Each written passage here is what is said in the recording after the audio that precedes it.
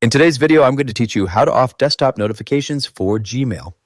Fix today here, let's begin. First, go to the Gmail website and make sure you're already logged into your account. Once your inbox loads, look at the top right corner of the screen and click the gear icon to open the settings menu. From the quick settings panel that appears, click See All Settings at the top of the sidebar. This will open the full Gmail settings page where you can manage different features and preferences for your account.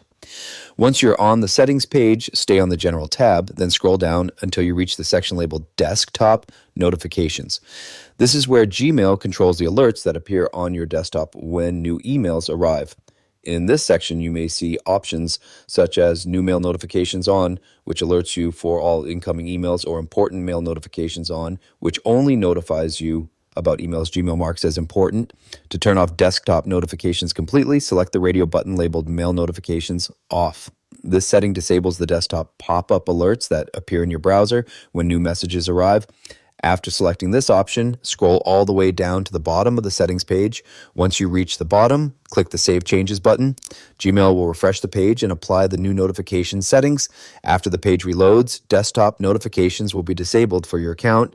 This means Gmail will no longer show browser pop-up alerts when new emails arrive. As a helpful tip, disabling desktop notifications only stops the browser pop-ups. You will still see the unread email count in the Gmail browser tab icon, so you can still easily notice when new messages arrive while browsing. Once the changes are saved, the notification setting will take effect on your account immediately. That's it for this tutorial. If you have any questions or suggestions, feel free to leave a comment down below. If you'd like to see more videos like this, the subscribe button is free and helps support the channel so I can keep making helpful tutorials for you. I'll see you in the next video.